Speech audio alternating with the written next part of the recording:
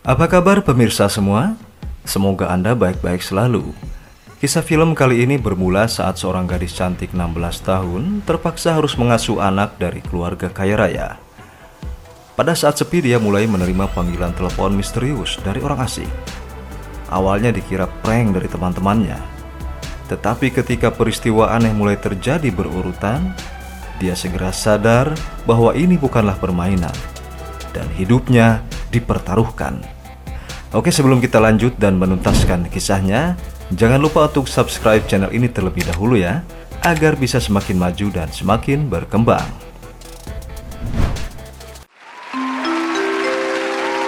Mohon perhatian Anda. Pintu teater 1 telah dibuka. Para penonton yang telah memiliki karcis dipersilahkan memasuki ruangan teater. Di kemeriahan sebuah pasar malam, orang-orang larut dalam keseruannya masing-masing. Sampai-sampai mereka tidak bisa mendengar adanya jeritan kencang yang memilukan.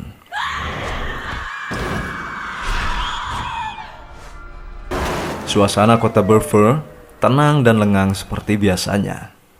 Tapi pada hari itu, sirine mobil polisi meraung kencang membelah jalanan. Di salah satu rumah dekat pasar malam telah terjadi pembunuhan sangat sadis. Seluruh anggota satu keluarga dihabisi dengan keji.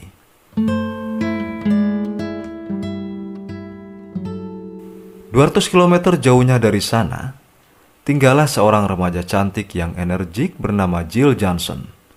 Gadis SMA yang gemar berolahraga, cerdas, dan pandai bergaul. Ia bersahabat dengan Scarlett, si pelukis yang selalu peduli padanya. Jill bercerita pada Scarlett dengan nada kecewa bahwa untuk semalam ini dia harus jadi babysitter, pengasuh seorang anak dari keluarga kaya raya. Padahal malam itu ada acara api unggun yang seru bersama teman-teman sekolahnya. Sambil tersenyum, seperti biasa, Scarlett sigap menyemangatinya. Sepulang sekolah, Jill langsung diantar ayahnya menuju rumah keluarga Mandrakis. Perdebatan kecil sempat tercetus selama perjalanan yang panjang. Jill merasa kesal karena ayahnya masih menganggapnya seperti anak kecil dan memberinya hukuman untuk mengasuh anak. Ketika tiba di tujuan, mereka disambut hamparan danau yang tenang. Kediaman Mandrakis yang megah ada di tepinya. Gerbang rumahnya otomatis dan halamannya sangat luas sekali. Tuan Mandrakis sendiri orangnya ramah. Dan setelah berkenalan singkat, Jill dipersilahkan masuk. Ia pun dibuat kagum dengan rancangan rumah dan isinya. Mewah semua. Sebelum ditinggal pergi, Nyonya Kelly Mandrakis mengajak Jill untuk berkeliling mengenali seluk-beluk rumah mereka.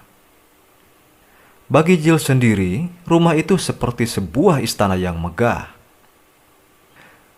Tidak ketinggalan, sistem alarm yang sangat canggih pun terpasang di sana, yang langsung diaktifkan Mandrakis saat mereka pergi.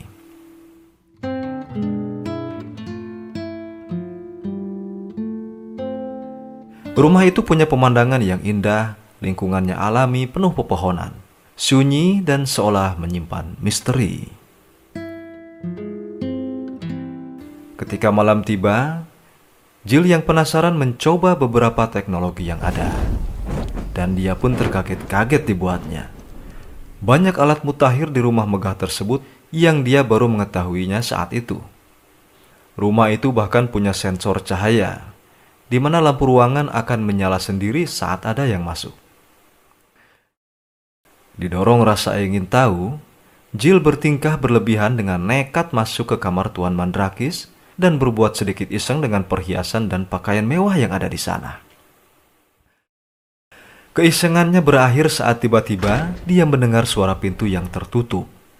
Namun tak seorang pun ditemuinya di luar kamar. Jill merasakan ada sesuatu, tapi dia tidak bisa memastikan apa itu. Sampai akhirnya dia melihat Rosa, sang pembantu, sedang memberi makan ikan di kolam. Dan setelah saling sapa singkat, Jill pun masuk kembali ke dalam rumah. Tak lama setelahnya, Telepon rumah di sampingnya berdering ketika ia sedang bersantai. Namun Jill jadi kebingungan saat mengangkat telepon, karena tak ada suara sedikit pun dari si penelpon. Benaknya mulai dipenuhi rasa heran.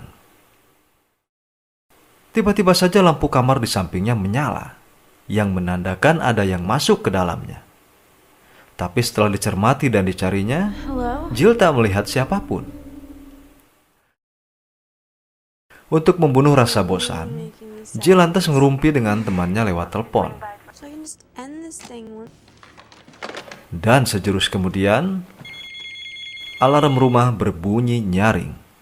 Pertanda ada sesuatu yang terdeteksi. Dengan sigap Jill pun memasang kode alarm.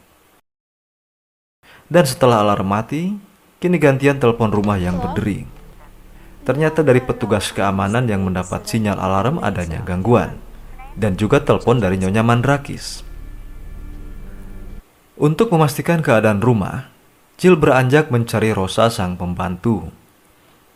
Namun ia hanya menemukan alat kebersihan dan pakan ikan yang tadi dipakai Rosa. Sedangkan orangnya menghilang tak kemana. Dan telepon kembali berdering. Kini suara berat seorang pria terdengar, tetapi dingin dan kaku. Lantas sambungan terputus. Jill mulai merasa bingung dan heran.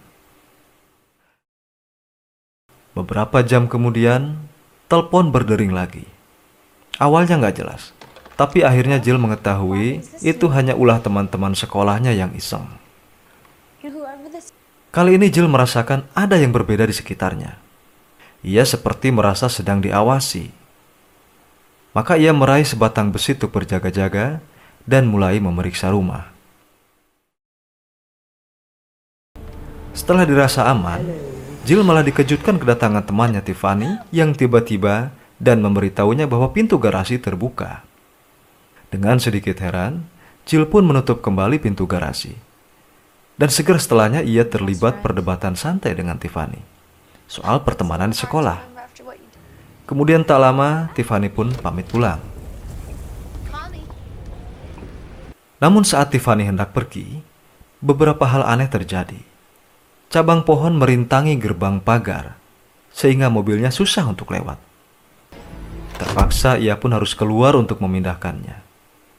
Dan kemudian tiba-tiba saja, zeret, ketenangan Jill lenyap saat pintu rumah digedor-gedor keras dari luar. Dia menduga itu Tiffany, tapi ia terkejut karena tidak menemukan siapapun di balik pintu. Di saat dirinya mulai cemas, temannya yang sedang berpesta menelpon. Namun sinyal mendadak terputus di tengah percakapan. Telepon rumah yang lain juga turut berdering. Dan kali ini dari nomor pribadi Tiffany. Dan Jill dengan kesal mengangkatnya. Tapi betapa terkejutnya ia ketika suara di telepon ternyata pria asing yang tak dikenalnya. Jill yang mulai ketakutan menghubungi sahabatnya Scarlett. Tapi kembali sinyal telepon terputus.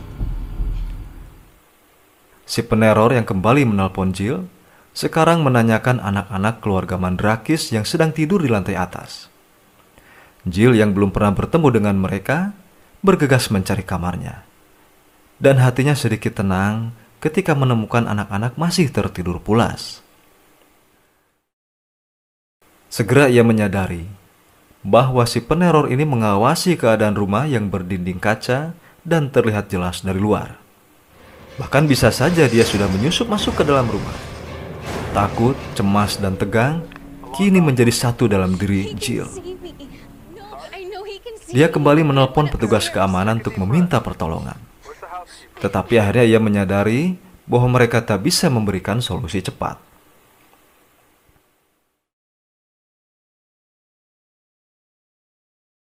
Dan di saat memandang keluar jendela, tiba-tiba saja lampu rumah tamu di seberangnya menyala.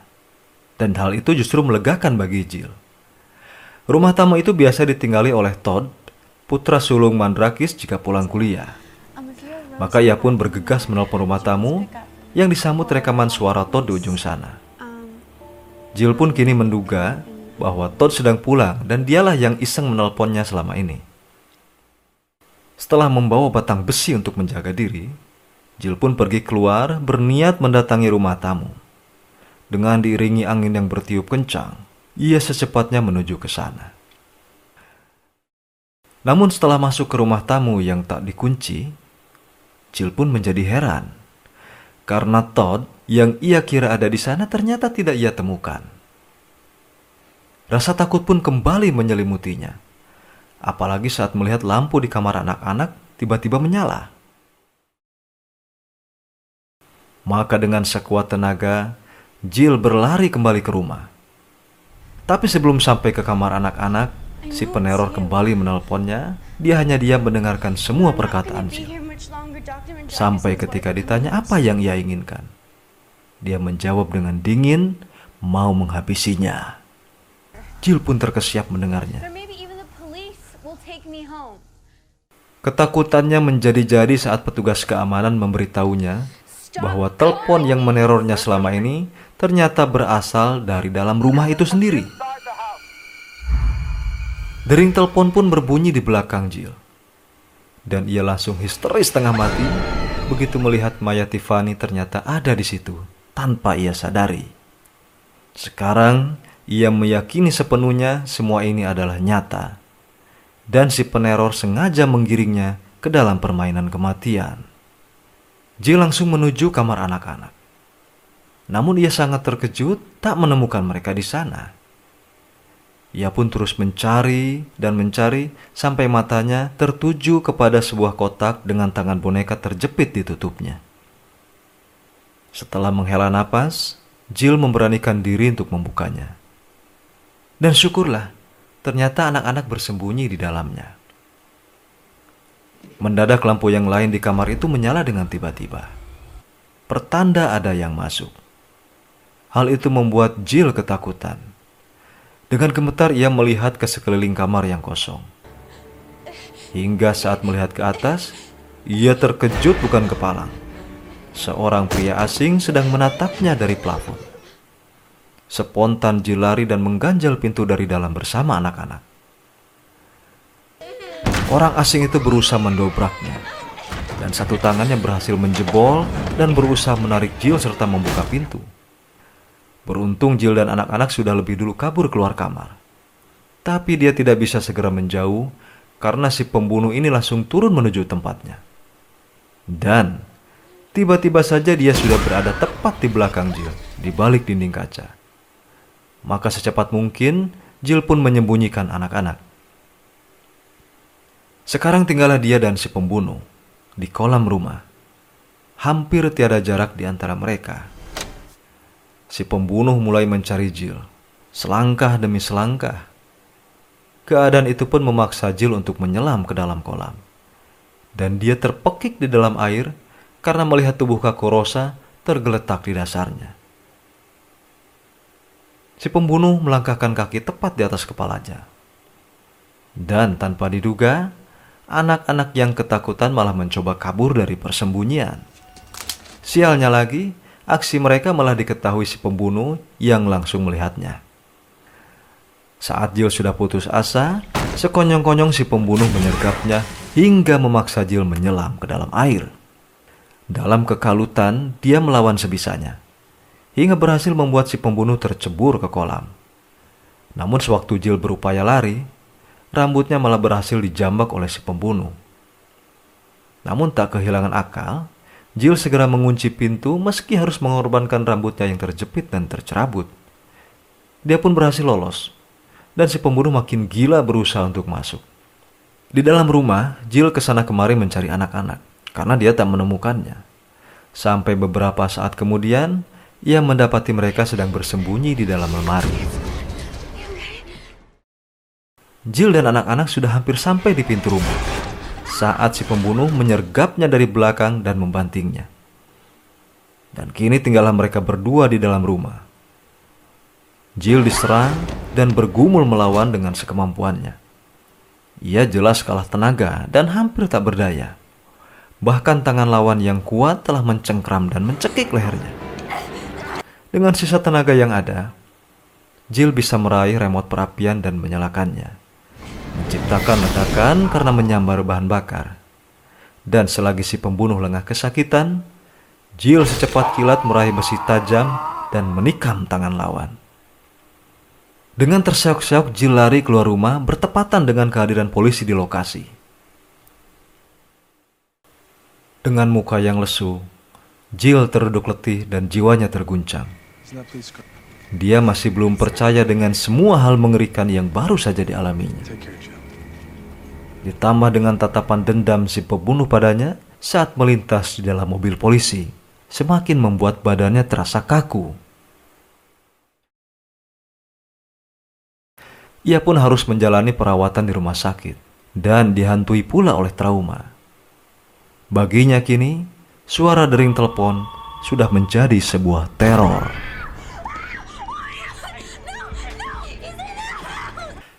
Dan itulah akhir dari film When a Stranger Calls yang menegangkan ini. Semoga Anda semua senang dan terhibur. Silahkan bagikan pendapat dan analisa di kolom komentar. Sekian dan sampai jumpa. Merdeka!